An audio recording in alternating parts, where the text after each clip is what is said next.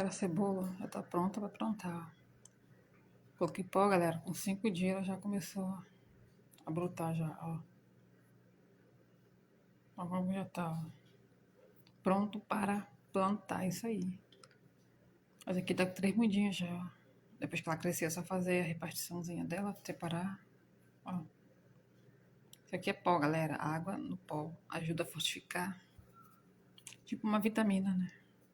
Agora pegar e plantar no chão, galera, pra ela poder fruir mais, abrir mais.